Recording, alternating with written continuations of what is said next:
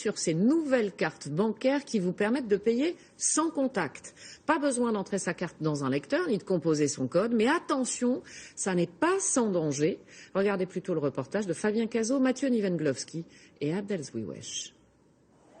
Le soir, dans le métro, cette jeune cadre ne fait pas spécialement attention à qui s'installe à côté d'elle, encore moins s'il s'agit d'un pickpocket dernière génération, capable de pirater les données de sa carte bancaire à travers son manteau. Démonstration. Une pratique totalement illégale et pour cause, en seulement 2 secondes, notre faux pickpocket a fait une belle moisson. Il faut équiper le numéro de la carte bleue, la date d'expiration et l'historique des dernières transactions qui a été effectuées avec la carte bleue. Et tout ça grâce à une simple application sur votre smartphone. Voilà, donc là j'ai une application sur mon téléphone qui me permet de lire la carte bleue sans contact. C'est extrêmement inquiétant, ça veut dire que n'importe qui peut avoir accès à toutes mes données, à l'historique de mes transactions. Oui, non, c'est un vrai trou dans la sécurité. En cause, ce petit logo qui symbolise des ondes, il permet le paiement sans contact et figure sur 40% des cartes bancaires en circulation. La peur de cartes sans contact devient un véritable business.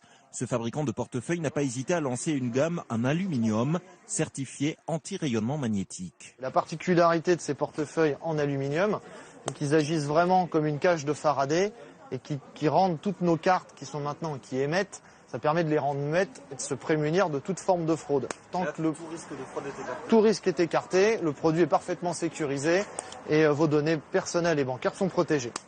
La fraude aux cartes sans contact reste encore marginale selon les fabricants. Les clients qui en seraient victimes peuvent demander à leur banque des indemnisations.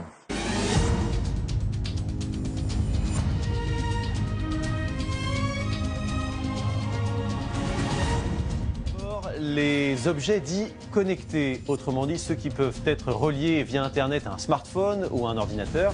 C'est le cas par exemple de voitures, de réfrigérateurs ou même de brosses à dents. Le phénomène se développe à très grande vitesse et cela attire les pirates informatiques. Quels dégâts peuvent-ils causer? Fabrice Collaro et Olivier Cresta ont enquêté. Parmi nos objets connectés, il y a aussi les passeports biométriques et les nouvelles cartes bancaires qui sont dotées d'une puce sans contact pour payer des petits montants. Mais là encore, ces puces ne sont pas sécurisées et on peut donc récupérer les informations qu'elles contiennent. On est allé chercher, pour les fins de la démonstration, une application qui est disponible à tous sur l'Internet. Et regardez simplement, j'ai ma carte de crédit dans le portefeuille et sans même toucher à quoi que ce soit, je suis capable instantanément de récupérer toutes les informations. Donc là, on voit, il y a mon nom, il y a le numéro de carte de crédit, la date d'expiration. On pourrait donc vous dérober vos données en 1 seconde et faire des achats à votre place, même si la carte est rangée dans une poche et dans un portefeuille. Et c'est exactement pareil pour le passeport. Toutes les informations vous concernant sont accessibles. Parmi les parades, un étui de protection qui bloque la communication des puces sans contact pour éviter de se faire voler son identité ou son numéro de carte bancaire. Payer avec une carte bancaire sans contact, c'est aussi simple que de prendre le métro avec son pass Navigo. Depuis le mois de mars, tous les Français sont susceptibles de recevoir cette nouvelle génération de cartes lors d'un renouvellement. Le hic, c'est qu'il y a une faille de sécurité. Les données peuvent être interceptées jusqu'à 15 mètres de distance. Ça fonctionne à travers un portefeuille ou à travers un sac.